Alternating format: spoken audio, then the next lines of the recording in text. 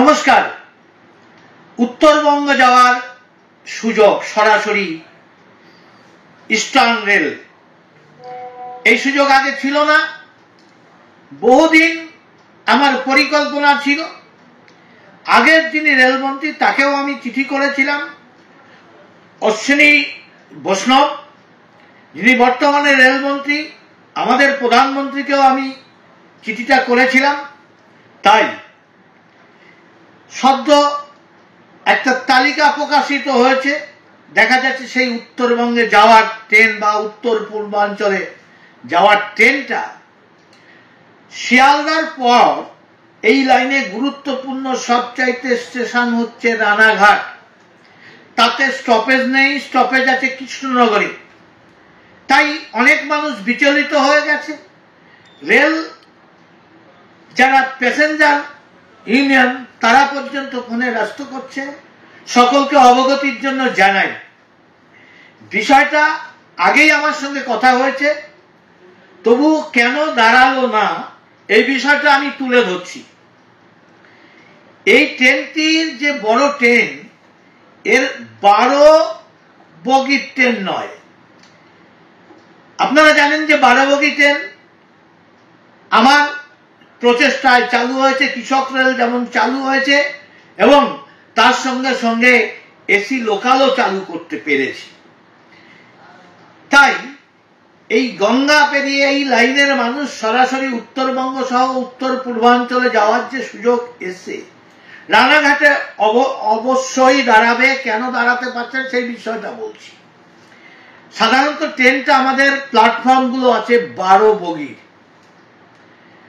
তাতে আমাদের রানাঘাট যে 5 নম্বর যে প্ল্যাটফর্ম, সেটা আর 1 নম্বর প্ল্যাটফর্ম দু প্রান্ত, এটা যদি জুড়ে দেওয়া যায় তাহলে পশ্চিম প্রান্তের প্ল্যাটফর্মকে ব্যবহার করে 12 কোচ নয়, এটা ট্রেনটা হচ্ছে 22 কোচের, অর্থাৎ সেটা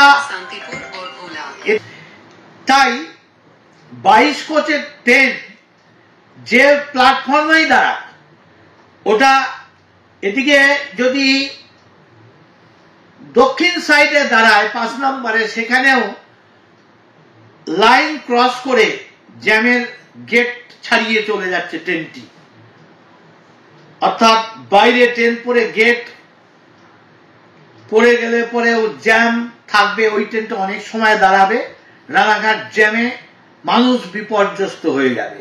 ঠিক আবার যদি 1 নম্বর প্ল্যাটফর্মে সামনে এসে দাঁড়ায়, তাতেও প্ল্যাটফর্মের যে লম্বা আছে রথতলার গেট ছাড়িয়ে যাচ্ছে, তাতে আরেকটি জ্যাম হয়ে যাচ্ছে।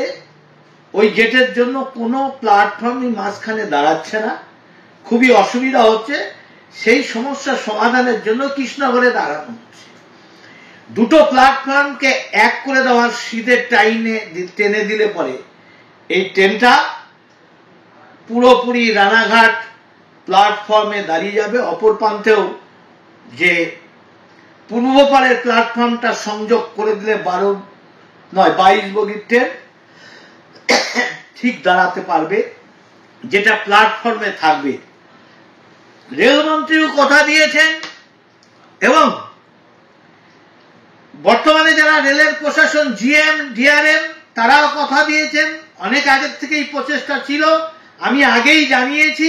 তাই আপনাদের সকলের অবগতির জন্য জানাচ্ছি, এই কাজটি দ্রুত সম্পন্ন হচ্ছে। কাজটা সম্পন্ন হলে সমস্ত দূরপাল্লার ট্রেন রানাঘাটে অবশ্যই দাঁড়াবে, আশ্বস্ত থাকতে পারেন। এটা ভোটের প্রচার নয়, আমরা উন্নয়নে বিশ্বাস করি।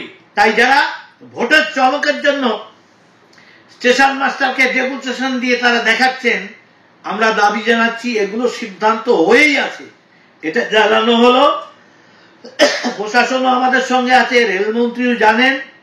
তাই আগামী দিন নিশ্চিত থাকুন, এই কাজ দ্রুত সম্পন্ন হলেই রানাঘাট স্টেশনে দাঁড়াবে।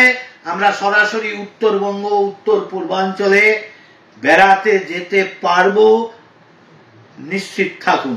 ধন্যবাদ।